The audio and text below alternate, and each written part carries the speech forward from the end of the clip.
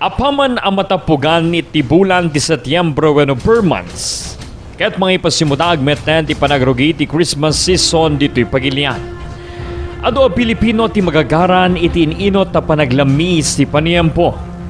Panaglawag ken namari sa kalkalsada gapo kadagiti Christmas decorations. Ken panagringgor dagiti fireworks amang iparik na tiya sideg ti Paskwa. Ngam dito'y Ilocos Norte imbes ang nalamis nga angin dito mepelit itunggal individual ket panagbuteng. Saan nalawag tinakita da no di ket lidem ken panagdanak. Ken dagiti putok nga inda nangegan ket saan na putok tiragsak no di ket putok iti paltog. Anang patay ken nangdangran kadagiti sumagmamano a kaprobinsyaan. Upat ta kaso ti pammaltog ti nairekord iti uneg laeng ti tallo a maudi nga aldaw ti bulan ti Setiembre. Umuna dituyen ti nakamame sa panakapalto-paltog ti maysa nga engineer iti barangay San Marcelino iti ilit ti Dingras anang itunda iti ipupusay na iti Setiembre 27 itatawen. Segon gani Police Major Norman Pentang ti Chief of Police ti Philippine National Police iti ilit ti Dingras kalpasan na report kadakwada ti insidente ket tagos da nagturong iti lugar idiray taagundaway ket naitarayen ti ospital ti biktima ken adda iti tama iti likod na. Inmarad na nga adda ti tama ti bala ti paltog iti lugan ti biktima ken nakarekobre ti soko ti sumagumano a baso ti may pagarup a kalibre 45 a paltog. Kuna nang iti investigasyon da ket nagapo iti biktima iti ayan ti negosyo na iti ili ti solusyon ken iti agawi den ken ituyen a pinalto-paltugan dagiti saan pay a nabigbig a suspect. Inlalawag na akitain da amin nga anggulo kasno adda ti umuna a nakariri ti biktima ken da dumapay a mabalin anang itunda iti panakapaltog na. Iti agdama kinagtultuloy pay laeng tinununeg nga investigasyon dagiti otoridad iti nadagkamat da pammaltog. Yes ma'am, good morning. Bali nung ma'am kagabi nagkaroon ng tawag from barangay officials informing us na may binaril dito sa sitio Nagmarkaan, barangay San Marcelino, Tingras. So nagresponde po tayo and naabutan po natin yung sasakyan ng biktima na nalaglag sa isang kanal doon sa isang barangay road na papunta sa residence niya. So nung chinek natin may mga tama ng bala yung sasakyan niya and yung biktima is naitakbo na ng barangay ambulance papunta sa ospital. So nag-request po tayo ng SOCO and nakarecover tayo ng mga basyo ng allegedly caliber 45.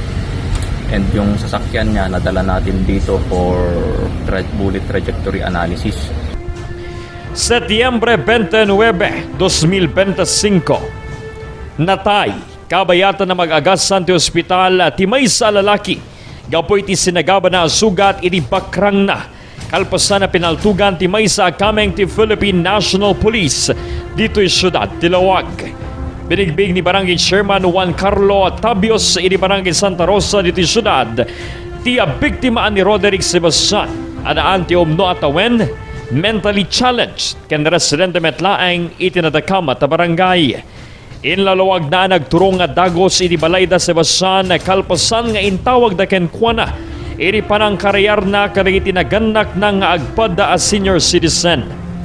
Kuna ti kapitan nga adda ti panagduduanan no itawag na iti Philippine National Police ti mapaspasamak kaputa amangan no adda ang matrigger ti marikrik na ti biktima.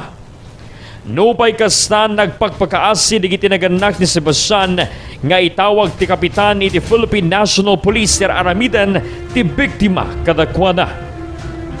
Inmara di Kapitan Tabios nga iti sasangpet digiti pulis ket saan daan na pakadaan ni Sebastian na simungat iti garahe da ken linuguban na ti maysa kadakwada ken nakaigem da ito iti kutsilyo no sadino adito'y meten a napasamak ti pammaltog. Mainaig tira ito'y inrakurak ni Kapitan ano kagapgapon ni Sebastian iti rehabilitation ket nasaya at met ti panakilangin na nga madalaing digiti gundaway nga agbalin nga agresibo kadagiti naganak na no dumawat ti kwarta a pagsugal na.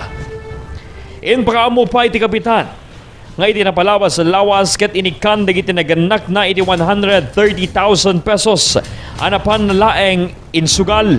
Inay nang iti kaaldawan anapasamak ti insidente ket dumawat manen iti agarop 200,000 pesos ngem saan na maited dagiti naganak na isut gapu na akinaryar na dagitoy rason na nagpatulong da iti Philippine National Police. Yes, ma'am. Around that day, 8 a.m., ma'am, nagtawag kanyak dati parents dati ni Roderick Sebastian. Nagtawag na kanyak nga magpatulong da iti PNP. Although medyo agdodwanak tatayan nga mga yabti PNP, ma'am, at panpunod ti sitwasyon dati ni Roderick Sebastian at a PWD so na ako, mentally challenged so na. Although okay met iti day-to-day nga panag kaskastana, medyo nagdudwanak ng mga yapti police tatay ta baka lang no baka ma-agitate iso na or anat na gana mas matrigger DJ marikrik na. Although kasda intawag ko at police apo tapno iti kasta maanak ti parents na pagpakaasi kanya ng mga yapti police. And then may ti police nagresponde, DJ meten apo handang napakadaan DJ panag sungad na ito yan ti garahe dati ni Roderick Sebastian. Kaya napandan sa sinonggaban DJ may nga police tayo na daigam na nga kitchen knife apo. So DJ na pasamak DJ panakapaltog ni Roderick Sebastian apo.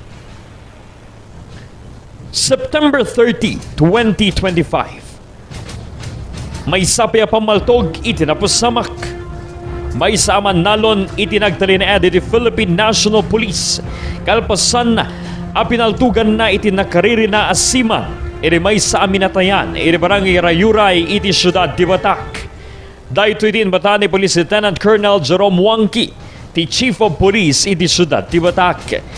Kuna ni Wangki, ana ipilan ti kaso of frustrated murder babaen, ti inquest proceeding kontra iti suspect, nga agtawen ti panapulo ket talo.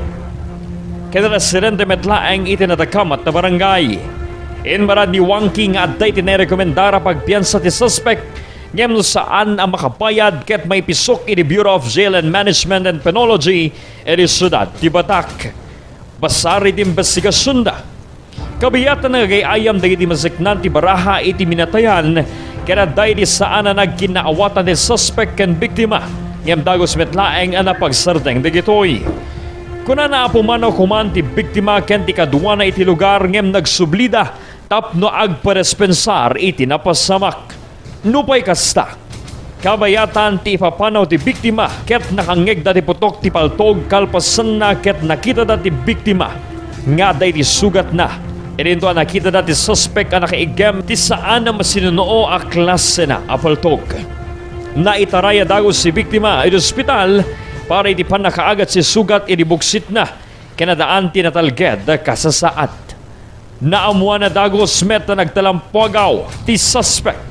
Ngem na arestar metlaeng kadagiti otoridad iti sitio Kawayan iti metlaeng barangay Rayuray iti syudad ti Batak babaen iti naisayangkat nga hot pursuit operation. Sigun iti investigation agay ayam da iti baraha anto adati handang nagkinawatan iso nga iti nagkaroon ti heated argument. Hindi gusto ko mga agawid dito agawid dito victim adamot ang tinangagda nga putok ti paltog kat iso nga nakita da nga adati tama na dito adati tama na ti biktima nga adamot ti nakakita nga witness nga dito suspect at iso na ti nagaramid. September 30, 2025. Nasugatan di biktima nga agtawen ti 32. May saaman nalod kan residente iti Sitio 4 iti ili ti Badok. Kalpasan na pinaltugan ti kasinsin ng agtawen ti 32. Imunan nginakurak ni Police Captain Ellison Pasamonte Abasari iti inisyal nga investigasyon na prinubukar ti biktima.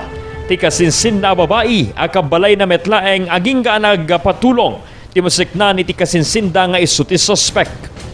Gaboy diretoy ket napan naganawa ti suspect ngem saan nata nagtalda ti biktima isut gapuna ang nagawit ti suspect ken idi nagsubli ken addan ti igem na apaltog aging ga pinaltugan nan ti biktima.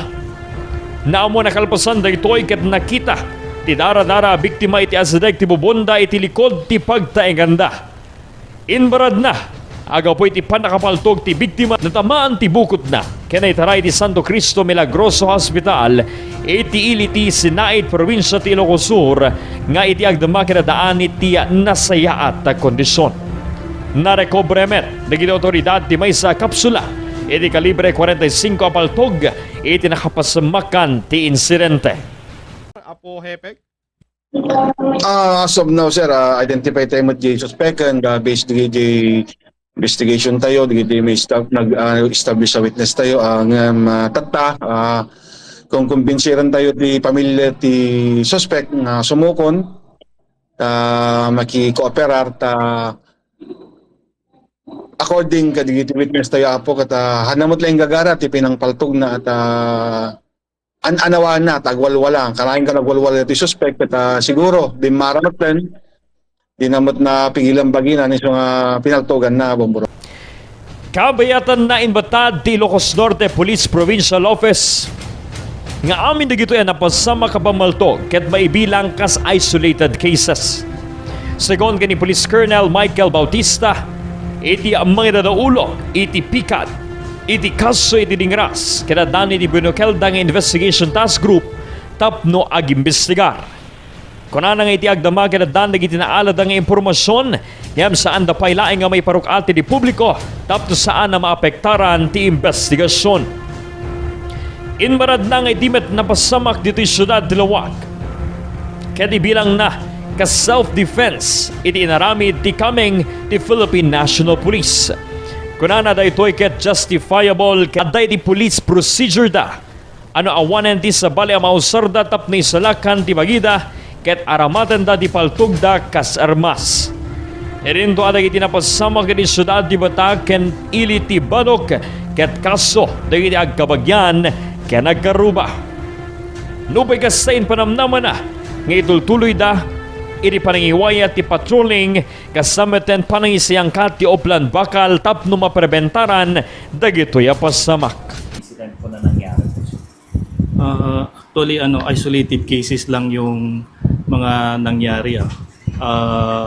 Yung mga shooting incident natin sa Batak, magkabarangay sila. Hindi lang sila nagkaintindihan sa Babado, relatives naman sila. So isolated cases lang ng mga yon. So bale, ilan na po yung mga bilang, yung mga shooting incident po sa mga nakalipas na araw? Actually is isa sa Batak, Badok at saka sa yung sa Lawag naman is police response yun. Then sa Dingras isa. Super continuous pa rin yung pan natin continuous pa rin yung patrolling natin gabi-gabi naman yan. May kwan tayo police response naman ginagawa naman ng Ilocos Norte Police Provincial Office ang lahat ng kanyang magagawa at ginagamit ang kanyang resources para mapigilan yung mga insidenteng yan. Dumteng kuma iti aldaw. Amalagsid iti alisto apan nagresponde. Ket may ipaalisto pa iti panagsulbar kadi iti kaso kas iti pammaltog.